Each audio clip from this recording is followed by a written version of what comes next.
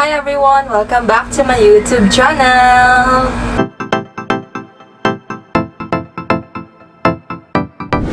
So for today, it's going to be another eyelash video. So as you can see sa mga past vlogs ko, we have the eyelash perming kit. Yung natural lash lang pero ililift siya gamit yung pang-perm.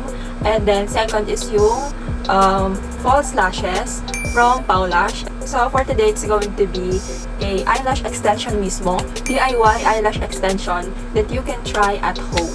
So kung nagbabala kayong mag-try mag-eyelash extension and naghahanap kayo ng review about this product, just keep on watching.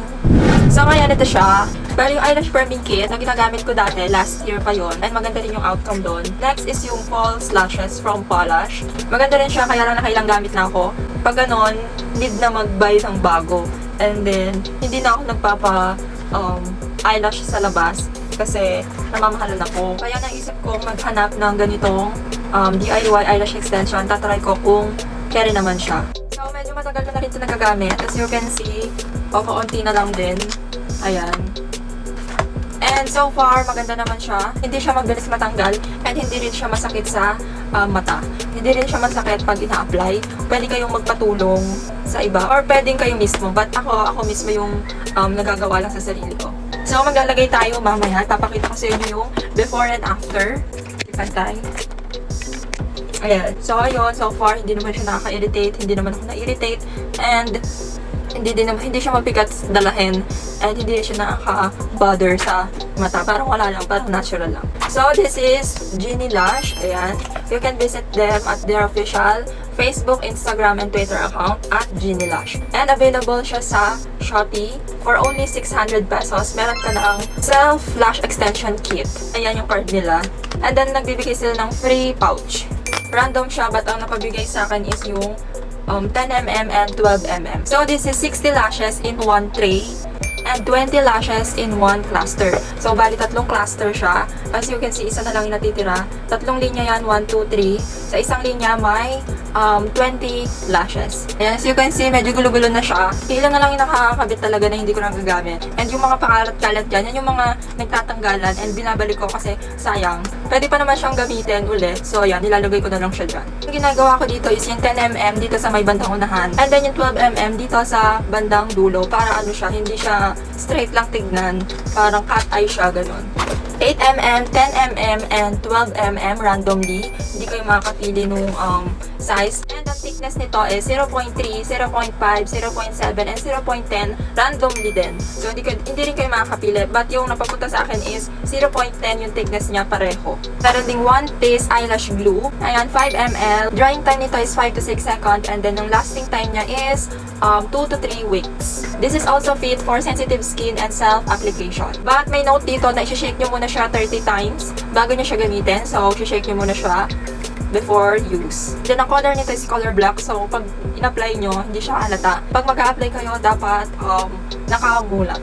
Ayan, no irritation, applied with open eye. And matipid din tong gamitin. Grabe, isang dot lang na ganoon, okay na. Then, one piece air blower. So, ayan. Paano lang to pang tayo. Then, meron ding 5 pieces na eyelash brush. Chiring. Pag nasanay kayo dito, pwede nyo itong gawing part-time, gano'n. Kunyari sa mga friends nyo, or sa mga relatives nyo, pwede nyo silang gawan din. Ang mabilis lang maubos dito is ito.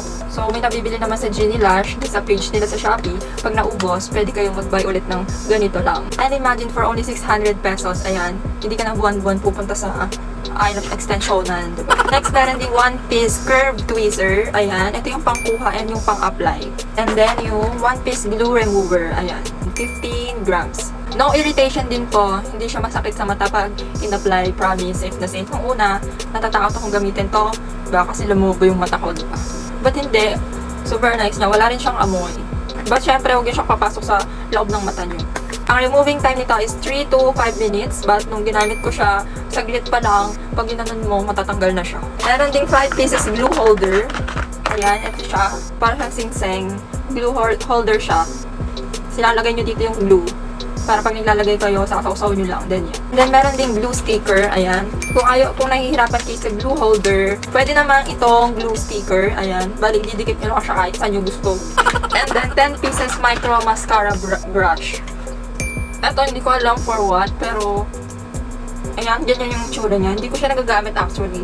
So, ayun lang yun naman niya for only 600 pesos sa Shopee. And then, ngayon, itatry ko siya para makita niyo yung before and after nung Genielash.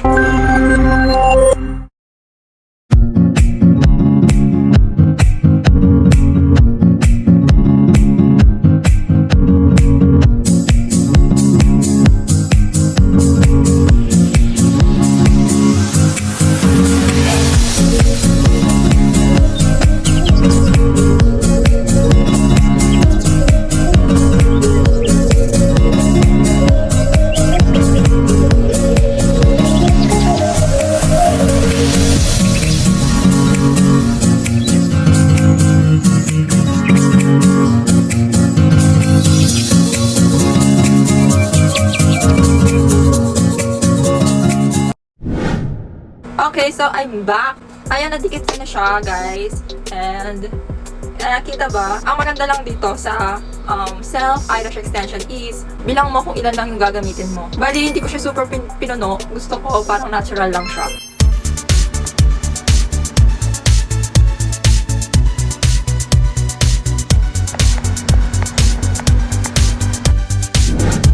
So ayun, this is all for today. I hope you enjoy watching this video. If you do, please like and subscribe to my YouTube channel for more video updates.